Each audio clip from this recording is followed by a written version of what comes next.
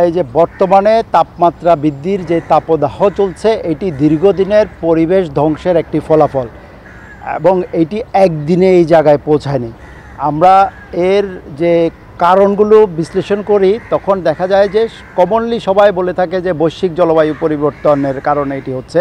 আমি দ্বিমত পোষণ করি না, সাথে সাথে এইটুকুও স্মরণ করে দিতে চাই যে এর সাথে আমাদের আঞ্চলিক বিভিন্ন প্রেক্ষাপট এবং স্থানীয় যেই ফ্যাক্টরগুলো আছে এগুলো সবচেয়ে বেশি দায়ী। বৈশ্বিক জলবায়ু পরিবর্তনে বিশ্বব্যাপী 1.5 ডিগ্রি সেন্টিগ্রেড তাপমাত্রা বৃদ্ধি পেয়েছে, কিন্তু বাংলাদেশের প্রেক্ষাপটে আমাদের বর্তমানে ঢাকা শহরের গত 7 থেকে 10 বছরের ভিতরে এই তাপমাত্রা বৃদ্ধি পেয়েছে 5 থেকে 6 ডিগ্রি, এবং ঢাকা শহরে এই বৃদ্ধির পরিমাণটা আরও বেশি এবং মাইক্রো ক্লাইমেটিক জোন হিসাবে অল্প ডিস্টেন্সের ভিতরে এই পার্থক্যটা আমরা লক্ষ্য করি। এবং সেই ক্ষেত্রে যেই সব কারণে তাপমাত্রা বৃদ্ধি পায় সেই সব কারণগুলো সাম্প্রতিক সময়ে ট্রিগার আপ হয়েছে এই সময়ে। আর যেই সব কারণে তাপমাত্রা কমে সাধারণত, অর্থাৎ কুলিং ইফেক্ট যাদের আছে, সেই কারণগুলো সেই ফ্যাক্টরগুলো আসলে ইনঅ্যাক্টিভ হয়ে গেছে। খুব সহজভাবেই বলা যায় যে তাপমাত্রা কমায় আমাদের যেখানে জলাধার রয়েছে সেখানে তাপমাত্রা কমে, জলীয় বাষ্প আসে, ঠান্ডা থাকে, শীতল থাকে। যেখানে গাছপালা থাকে গাছ অক্সিজেন ছাড়ে এবং উপজাত হিসেবে পানি ছাড়ে, জলীয় বাষ্প ছাড়ে, যে কারণে সেই সব জায়গাতে তাপমাত্রা কমে। কিংবা আমরা যদি কোনো শেড দেখতে পাই, ঘাস দেখতে পাই, এখানে তাপমাত্রা কমে। সাম্প্রতিক সময় আমরা লক্ষ্য করছি যে ঢাকা শহরে যত মানুষ বসবাস করছে তার জন্য যতটুকু সবুজের প্রয়োজন ছিল, অর্থাৎ প্রায় 20% একটা এরিয়ার সবুজের দরকার, সেখানে আমাদের 7-8% আছে, অর্থাৎ 1/3 সবুজ রয়েছে। আবার এই শহরে যে 350 স্কোয়ার কিলোমিটার আয়তনে যত মানুষ বসবাস করার কথা তার প্রায় 3 গুণ বসবাস করছে মানুষ, 2 কোটির কাছাকাছি। আমাদের 70 লক্ষ আমাদের হয়তো ধারণ ক্ষমতা। এইভাবে যদি আমরা চিন্তা করি প্রত্যেকটা সেক্টরে, এই শহরে যান চলাচলের সক্ষমতা রয়েছে 5 লক্ষের কাছাকাছি, কিন্তু চলাচল করছে 16 লক্ষের বেশি। এই শহরে আজ থেকে 10 বছর আগেও এসির পরিমাণ ছিল মাত্র 10 থেকে 15 লক্ষ ইউনিট, আজকে এটি 50 থেকে 60 লক্ষ ইউনিট কম করে এসি চলছে। এই শহরের যে মানুষের 2 কোটি মানুষকে খাদ্য সংস্থান দিতে গিয়ে প্রায় 50 লক্ষ ইউনিট শুধু বার্নার চলছে, চুলা চলছে। অর্থাৎ অত্যাধিক মানুষের ঘনত্ব, যানবাহনের আধিক্য এবং বিভিন্ন সম্পদের অসম ব্যবহারের কারণে প্রকৃতিকে ধ্বংস করে সবুজ এবং জলাভূমি নষ্ট করার কারণে এই ঢাকা শহরে হঠাৎ করে মনে হচ্ছে যে তাপমাত্রাটা বৃদ্ধি পেয়েছে, কিন্তু এটি দীর্ঘদিনের একটি ধারাবাহিক অবস্থা। আমরা সাম্প্রতিককালে যেই পরিবর্তনটি দেখছি, অর্থাৎ 2024 সালে বা 23 সালে পূর্ববর্তী বছরগুলো থেকে যেই পরিবর্তনটা দেখছি সেটি হলো আগে তাপমাত্রা বৃদ্ধির স্বাভাবিক অবস্থায় থাকতো এবং সাম্প্রতিককালে যেটি দেখা যাচ্ছে একটি লু হাওয়া বা একটি তাপদাহ আসলে সেটির প্রলঙ্গেট হচ্ছে। আগে 3 থেকে 5 দিন 6 দিন পর্যন্ত এটি থাকতো, এখন এটি 21-22 দিন পর্যন্ত যাচ্ছে।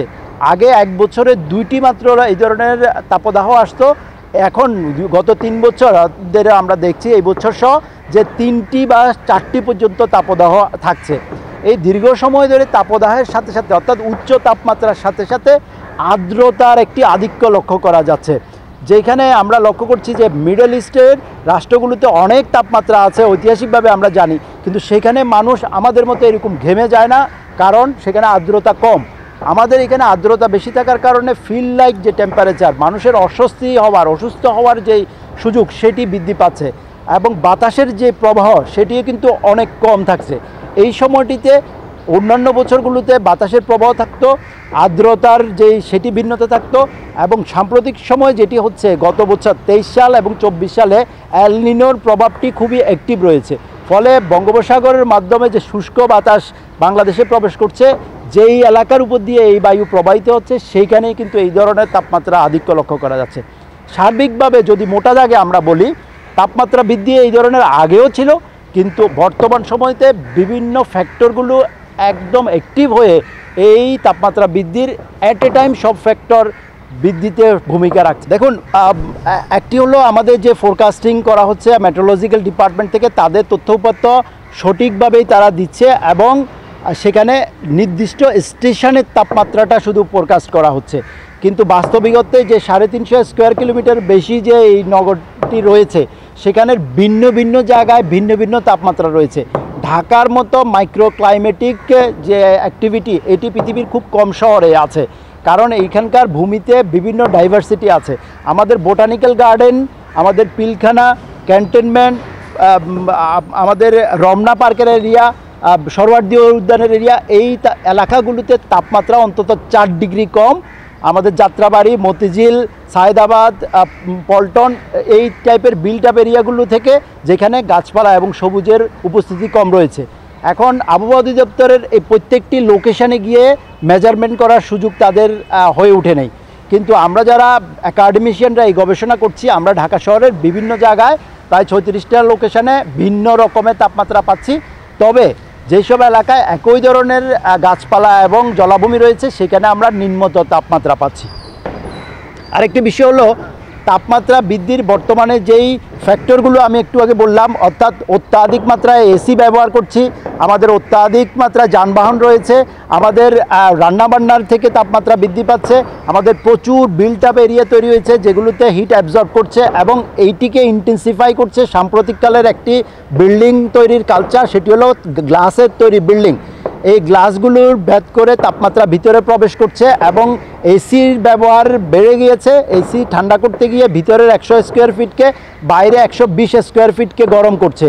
একই সাথে এই যে গ্লাসমেড বিল্ডিংটা থেকে হিট রিফ্লেক্ট করে এই বিল্ডিংয়ের চারপাশের এলাকাটিকে উত্তপ্ত করে তুলছে কয়েক মিনিটের মধ্যে।